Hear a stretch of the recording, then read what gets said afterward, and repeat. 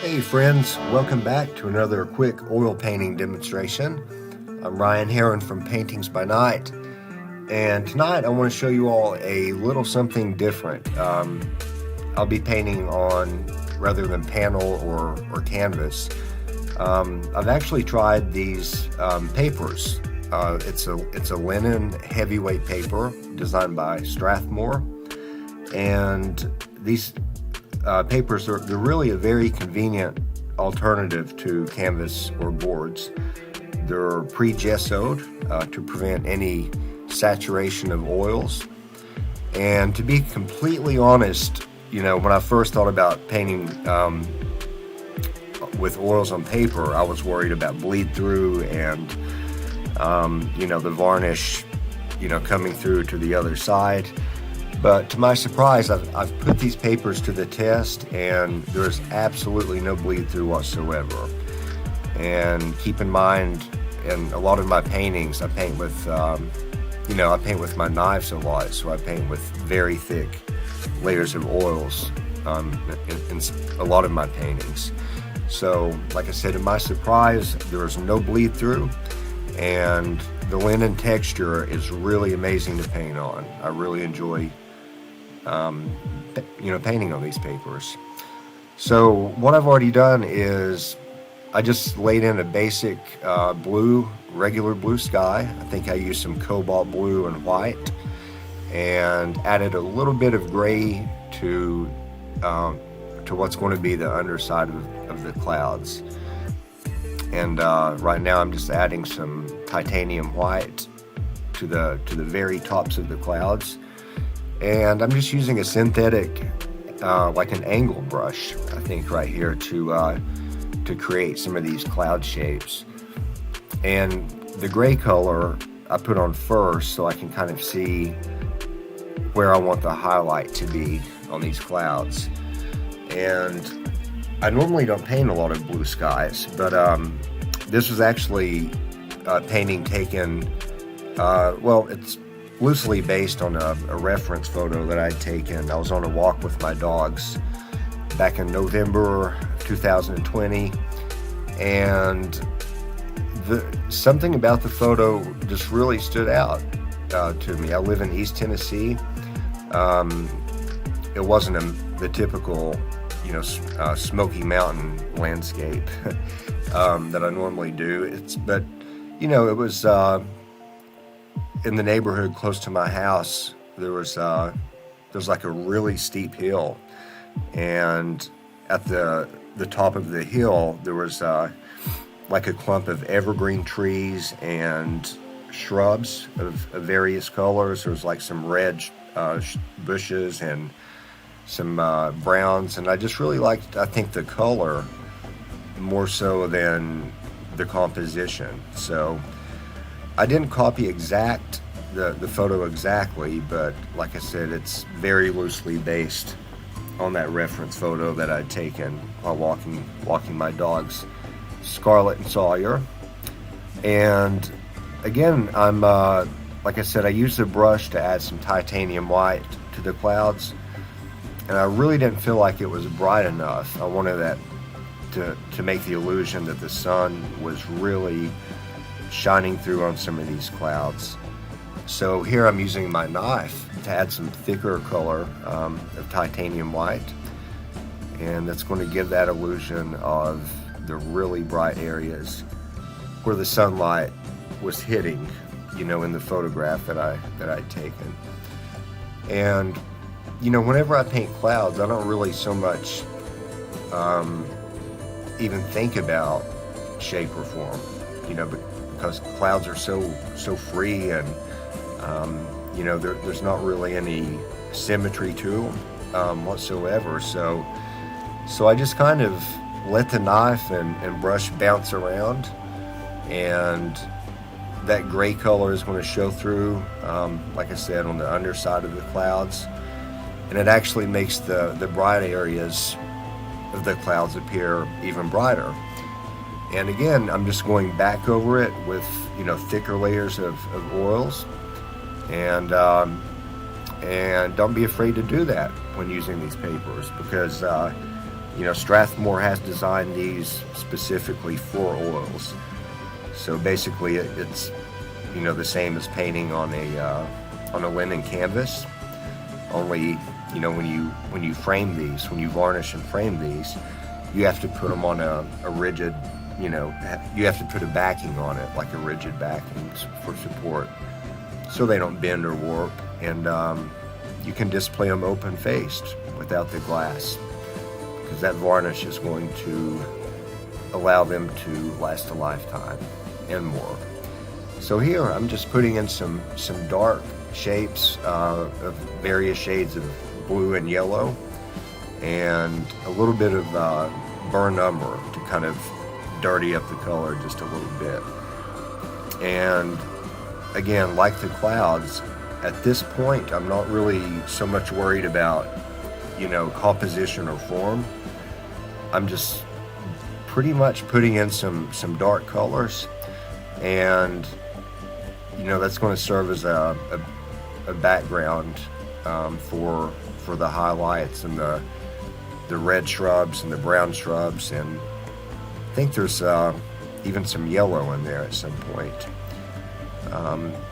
There was like a large tree on the side of the photograph that I laid in with the angle brush, and here I'm using my fingers just to kind of blend out some of the distant evergreens and shrubs in the background. You can certainly do this with a brush, like a blender brush or any kind of soft synthetic or natural hair brush, but oftentimes I use my fingers when I paint. My fingers and knives are my two favorite tools. So right now I'm working on the large evergreen tree, and I'm using a smaller angle brush to kind of put in the branches, and at this point it's certainly not perfect, but it's starting to take form at this point. Using my knife, I wanted to make the sun just over the horizon in the background, and again, the knife to lay in some dark shapes, some dark colors. It's kind of strange when some of you may run into the same thing, but whenever I'll put in a dark color and I think, well, this looks dark and the highlights will really show up great, on this, but as I start to paint, I think, well, it's not dark enough, and oftentimes I just go back and forth between, the brush and the knife, mostly using the knife to add the thick, dark or bright, colors in the painting. And this is the point where I start to add a little bit of color to those really dark areas that I made with the knife. And I think I'm using some yellow ochre and a little bit of burnt sienna. The one in the middle, I used cad yellow and white, and the one on the far right is basically, I think, just cadmium red and a little bit of burnt sienna mixed with it. So I just, when painting with knives, everybody's different. Some people want, they're photorealistic, they want exact, symmetrical looking things, but I really enjoy using the knife to paint, because like I said earlier, I just let it bounce around and just pretty much let the knife do the work for me, and it starts to eventually take form. Here I'm kind of scraping in, I'm just cutting through the paint to make the trunk and the evergreen tree. Like I said earlier, going back and forth between the dark colors and the bright colors.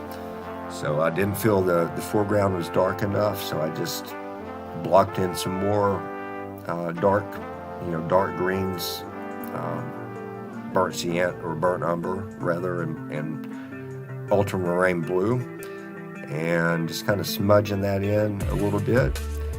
And here I'm adding the brighter color to that red bush in the foreground.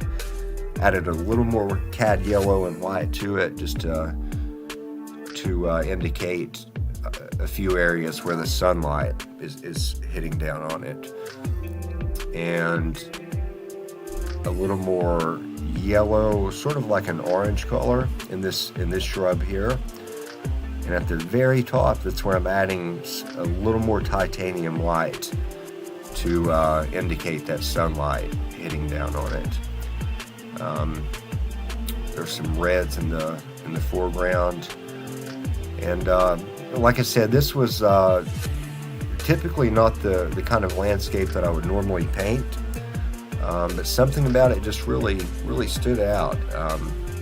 Like I said, I think it was just the fact that, you know, it was late November and there was a lot of dead trees on the streets around us, but this one certain area, there was, like I said, a clump of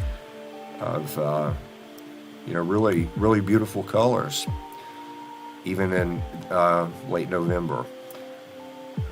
Again, some even darker color. I think I seldom ever use, you know, black. I usually use a mixture to make a black of ultramarine blue and burnt umber, but at this point it looks black, but it's not entirely black. It's really dark brown with blue and maybe a little bit of yellow ochre. On the side here, I'm making some more orange colored bushes with a smaller knife. I'm just kind of scraping that in, and again, even brighter. For me, it's just back and forth. Right here, I'm adding some bright green colors, you know, for the grasses in the foreground. There was some really bright green grass, even, you know, growing up in this clump of trees and shrubs. And I keep working with the evergreens and the trunks. I spent way too much time doing that. But guys, I really appreciate you watching this, and you know, if you enjoyed it, don't forget to like and subscribe and click that bell icon so you will be notified next time I make a video. So you guys enjoy and give these papers a try and let me know what you think. So take care and God bless.